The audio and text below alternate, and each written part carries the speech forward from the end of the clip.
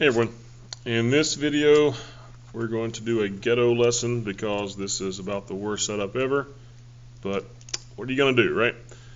So we're going to do a quick lesson here on kinetics so that we can make good use of our time in class. This is our new unit. This is one of our big, totally new units. You didn't do any of this in pre-AP. It is completely new. So we're going to be talking about the rate at which chemical reactions occur. Again, we call this in the chemistry world kinetics. All right, so we're talking about how fast reactions occur. And so there are four factors that go into how fast a chemical reaction can occur. So number one, and the one that we're going to spend the bulk of this unit learning, is the concentration of reactants. And so we're going to learn more about what exactly the relationship is, linear, second order, that kind of stuff. But concentration of reactants is very important. In general, it is the more concentration you have, the rate goes up. And so that's in general. There are actually some circumstances where it wouldn't change, and there's even some circumstances where it would be a negative relationship. But in general, the more concentration, the faster the reaction.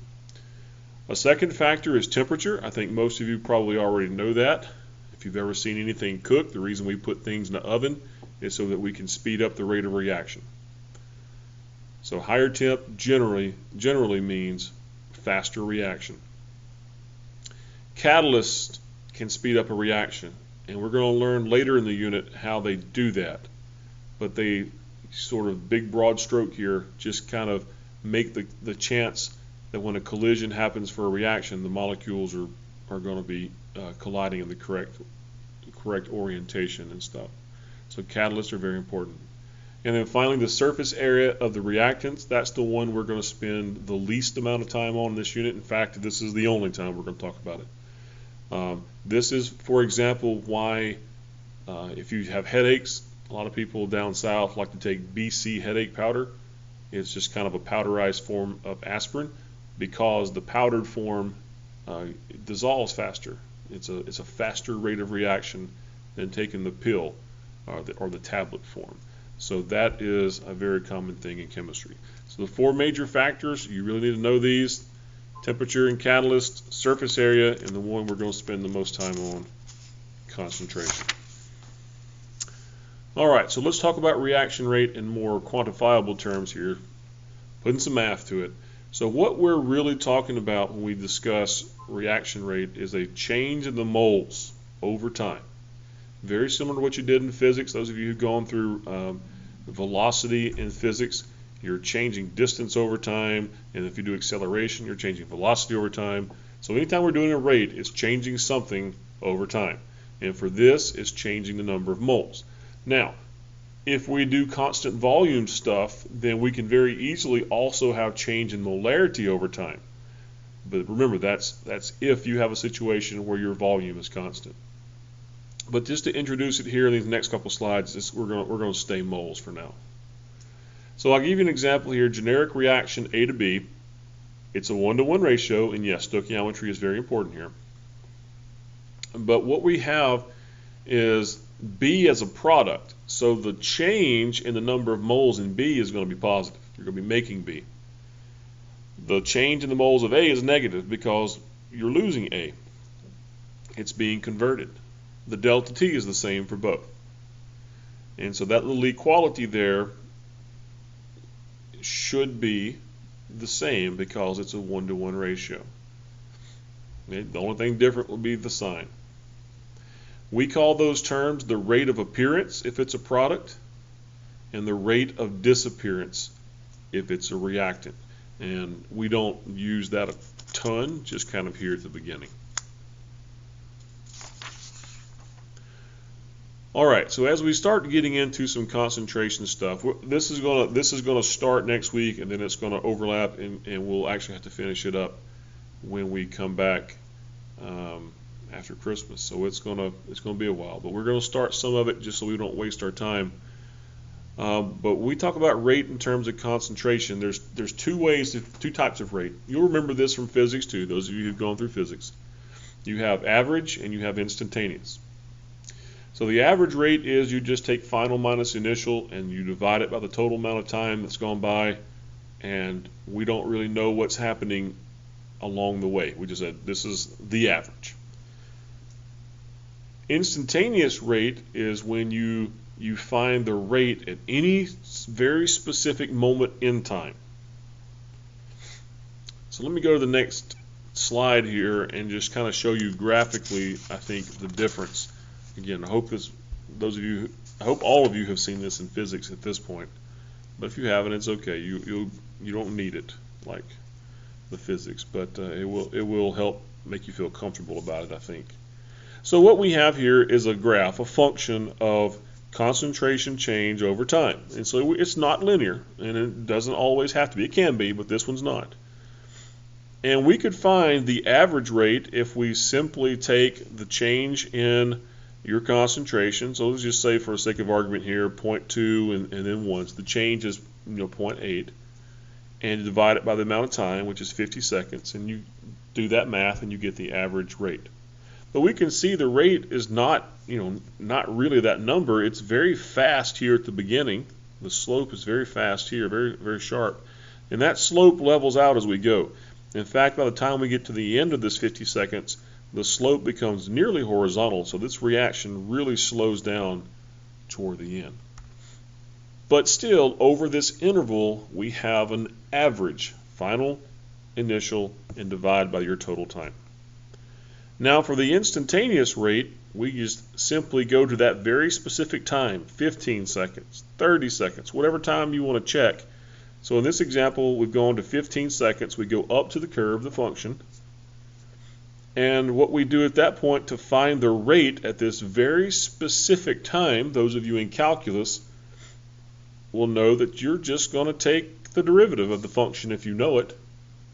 But if you don't know the function, what we can do graphically is just take a ruler and graph the slope of this line,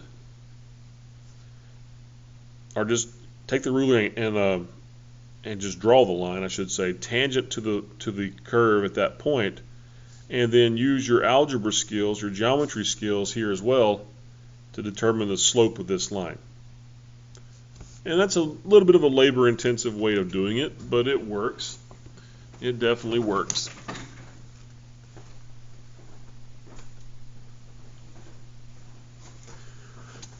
The good news is on the AP test, you don't have to do the graphical method. So we may do one next week just because we'll have a couple of days to kill before finals starts. So we may do some out of the textbook, but I didn't give you any web assigns on this either. Always do that in class. All right, so now let's kind of look at the stoichiometry and rates. Stoichiometry is a part of everything that we do. In the previous example a few slides ago, I had a 1-to-1 ratio, and that was pretty easy. So what if the coefficient's not 1-to-1? Well, what that really means is that we're going to have to account for that as we set up our rate calculations. In other words, do stoichiometry. So this stuff at the bottom here is textbook material. This is gimmicky stuff. It's formulaic. And I personally always had a hard time remembering this. So essentially what you do is you take this equation here, this delta A over delta T, delta B over delta T. So that's actually the definition of rate, change in moles over time or change in molarity over time. And then you multiply it by 1 over the coefficient. And notice it's always 1 over the coefficient. And then if it's a reactant, you put a negative sign because that's rate of disappearance. And if it's a product, you have a positive sign. That's rate of appearance. And so that is, that's just real dumb. It's just real dumb. But that's something you can do if you like memorization, and that helps you get through. I'm going to show you how I do it, and then we'll come back. We'll pull that slide back here in a minute, and I'll show you. Try to convince you that my way is a little easier. All right, so here's an example of stoichiometry and rates. We got at elevated temperatures, dinitrogen pentoxide decomposes in this equation. And then when the rate of formation of oxygen is 2.2 times 10 to the minus 4 molarity per second. What will be the rate of disappearance of N2O5?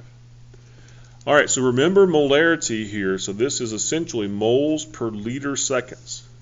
That's what molarity is, moles per liter. And so this is moles, and we can do stoichiometry, assuming this volume doesn't change. Okay, we got to have constant volume here. If we make that assumption, we can just get right into the work here. Molarity per second. And now, I'll tell you what, let's actually do the moles. Let's just do the moles so you'll see it. So that's going to be the moles of O2 per liter seconds. And we want to convert it into N2O5. So all we're going to do is enact the stoichiometric ratio here, moles of oxygen here, and we'll put moles of N2O5 here. And from the equation, that is a 2 to 1.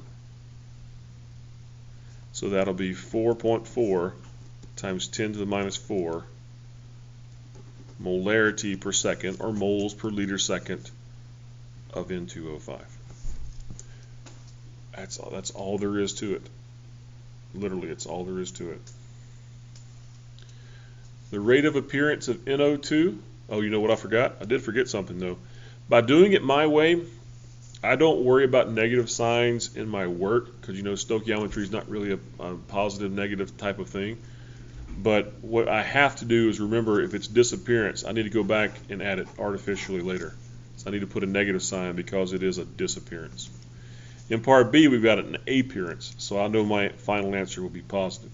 But we're going to start in the same place, 2.2 times 10 to the minus 4 moles of O2 per liter second. All right, and we're going to convert out of oxygen, and this time into NO2. That's a 4 to 1. And that'll give us 8.8 10 to the minus 4 molarity per second, this time of NO2. And it is positive.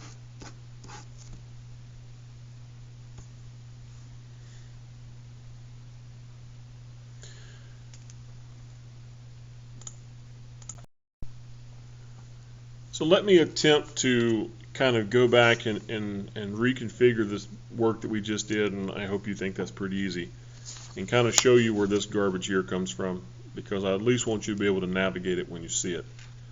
So I'm going to redo this problem using this crazy notation here, but remember, this term here means rate. This term here means rate, okay, which is essentially this number right here. All right, so this number that I started with would be rate of, not NO2, rate of O2. So the formulaic way of doing it would be to put the rate of O2 times negative, no, that was a formation, that's positive, 1 over 1, all right, because remember it's always 1 over the coefficient, and the coefficient of oxygen is 1, and that equals the rate of formation of NO2, which is what we're looking for, and then times its 1 over 2, okay, because the coefficient is 2. And so we know what this is. This is 1 over 1 times our initial rate, 2.2 times 10 to the minus 4. And this rate here becomes our variable. That's what we're solving for. And that's just still times 1/2. Now you can see how you solve that. You multiply both sides by 2. So at the end of the day, all I'm doing is multiplying the 2.2 times 2. Well, heck, that's essentially what I did, except now I'm looking at it and thinking I can't read, because that shouldn't be a 2, that should be a 4, because I did N2O5. This problem was NO2. So that should have been a 1 over 4 here, which means I multiply this times 4. But my point was that that gimmicky way was just the stoichiometry, and what they've done is they just rearranged the stoichiometry step and broken it apart and give you this little gimmicky thing that we have here. But it's all the same. It's just stoichiometry.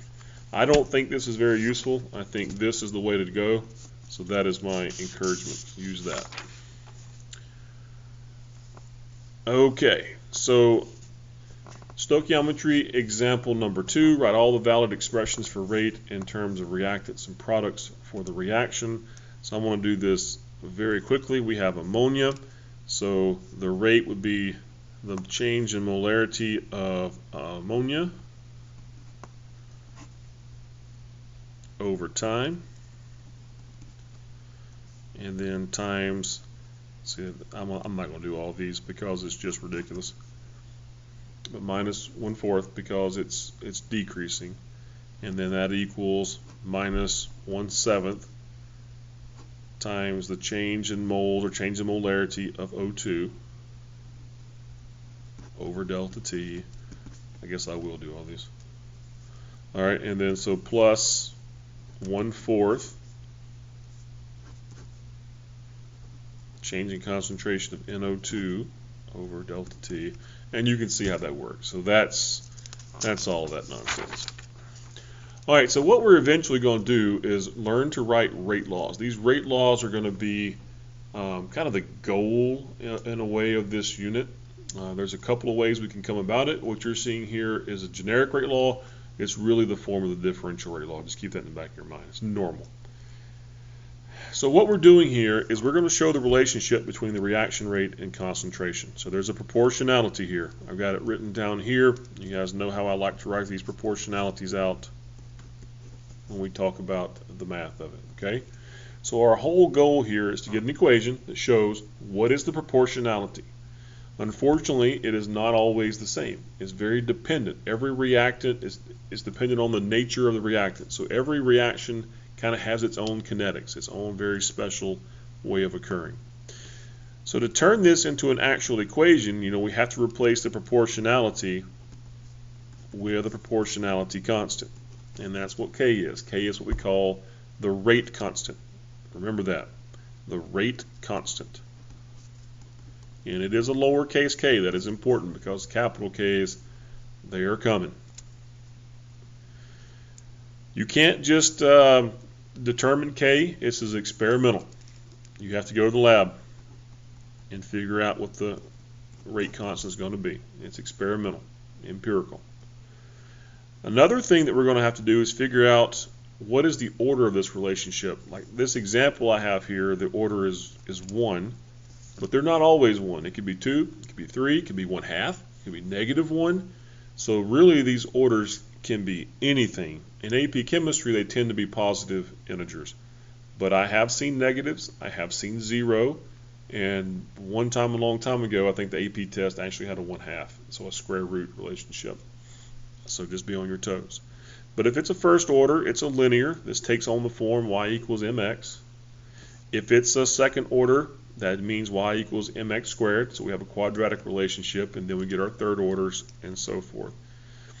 And then this is a very simple relationship because there's only one species here, whatever x is, like a decomposition reaction for something. Decomposition reactions are the easiest for us to explain kinetics to students because there's only one reactant. Well, obviously there's a lot more different ways to do a reaction. You can have 2 reactants, 3 reactants, and so forth. So they can get complicated.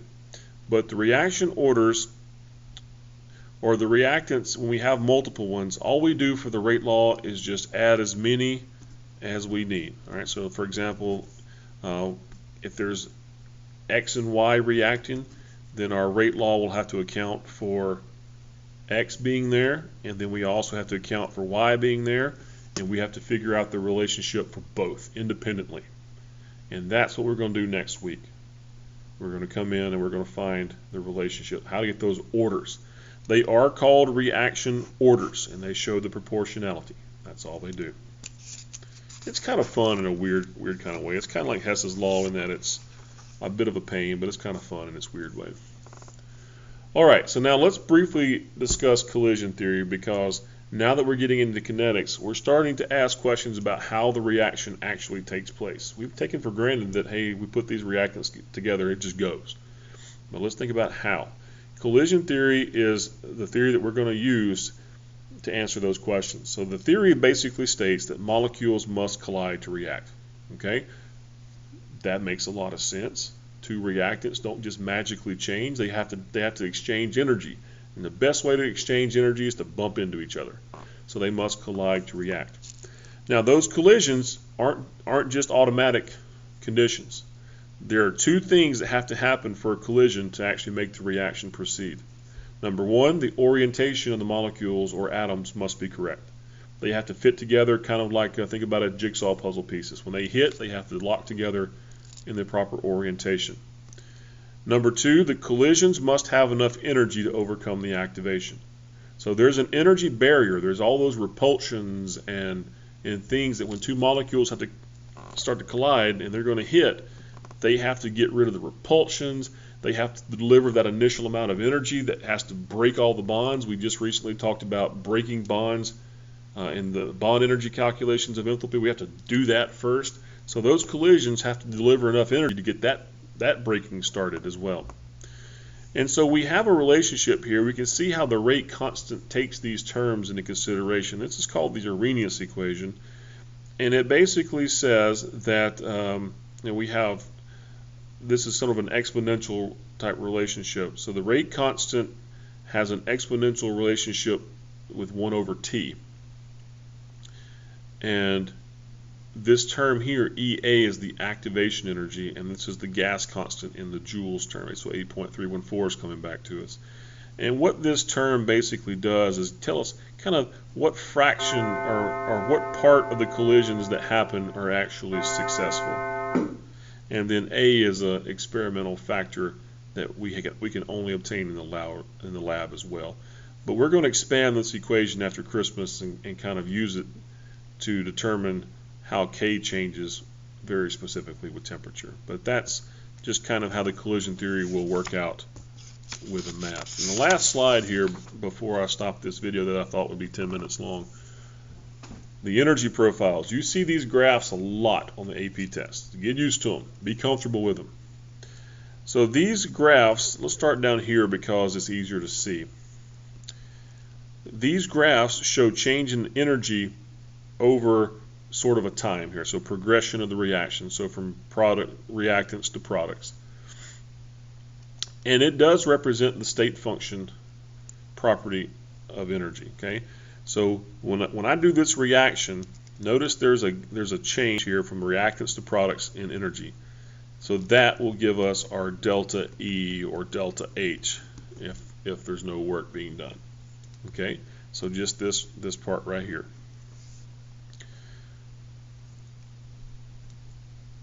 Up here, this is where we see the activation energy. That's our barrier. That's what we have to overcome to make reactions proceed.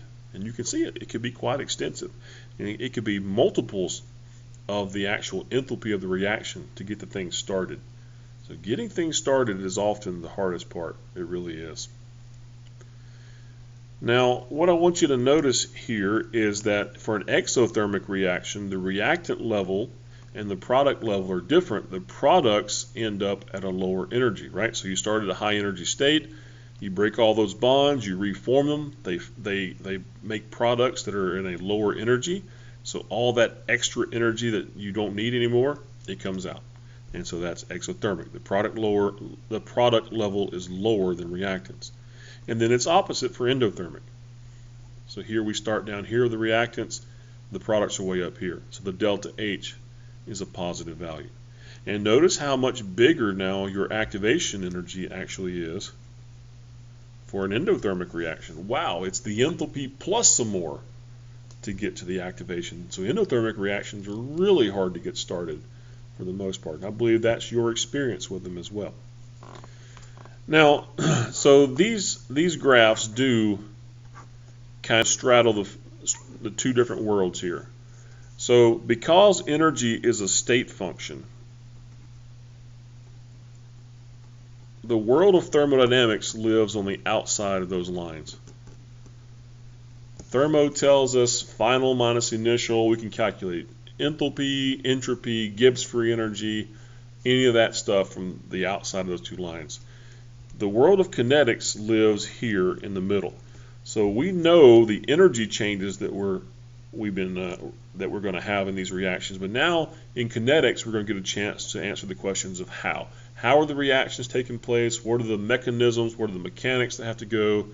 And the only energy that's kind of new for kinetics is that activation energy. All right, so I'm going to stop this video because it's over 25 minutes and it's getting ridiculous. I think I'll make a separate video when I get a chance and go over some questions out of the book with you. But other than that, web assign number 13, I believe, on the general kinetics concepts, you can start working on those.